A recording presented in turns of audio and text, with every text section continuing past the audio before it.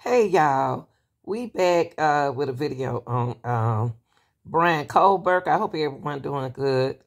Um, Back in court, and they trying to get a trial date. And really, what they want to do, y'all, is get the trial date while the kids are out of school, cause there's a lot of traffic out there. You know what I mean? So what they trying to do is come up with a date like near the summer. Cause they got about it's February, well, January now. About a couple more months they'll be out of school, so they trying to hold on to then, since there's a lot of traffic out there. But so far, we'll just go ahead on and look and see what they got for us. Okay. Y'all like, share, and subscribe if you haven't subscribed to the channel. Thank you. Bryan Kohberger expected back in court today for the first time in the new year, and all eyes are on whether they leave with a new trial date set. It's time to prepare, time to get ready, and time to get some answers. The prosecution has requested the trial be held this summer when schools are out of session. The parents of victim Kaylee Gonzalez told us if that doesn't happen, they're concerned it will be pushed to summer 2025. We know if they don't push for this summer, we're looking at over a year, and that's mind-boggling. It's sickening. All right. Kohberger is charged with the murder of 4 University of Idaho students, Xana Kernodle, Ethan Chapin, Madison Logan, and Kaylee Gonzalez, in November 2022. A judge entered a not guilty plea on his behalf, and he said through a former attorney he believes he'll be exonerated. Steve and Christy Gonzalez preparing to again come face-to-face with the suspect in court today. How does it feel to see Bryan Kohberger in that courtroom? It's hard to keep control of yourself, you know? It's not fun to see this person be able to sit with a nice, tidy haircut, nice clean shave, a suit.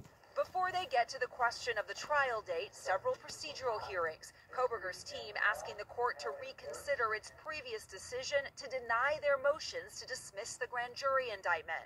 The more that they can complicate it and the more that they can delay it, it is harder for the state, to have to put their arms around all this. Earlier this month, the judge ordered the prosecution to turn over to the defense some of the DNA records they say led them to Kohberger. That's all under seal.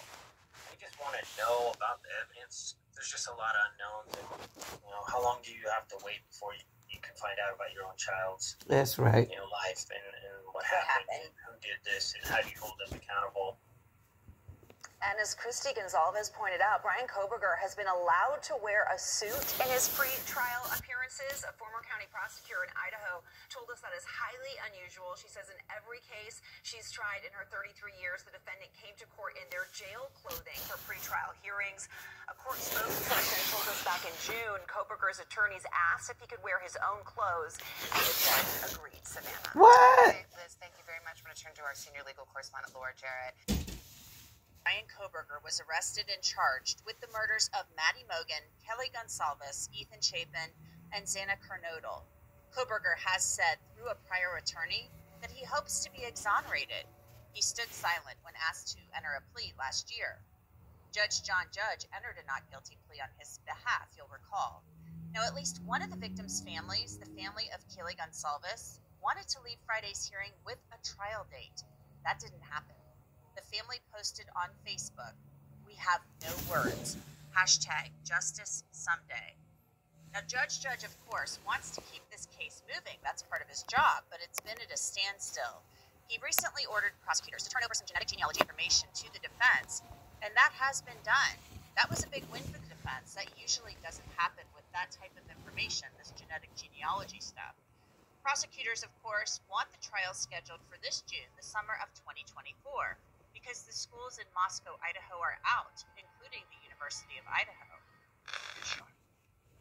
I say that because right across the street there is Moscow High School.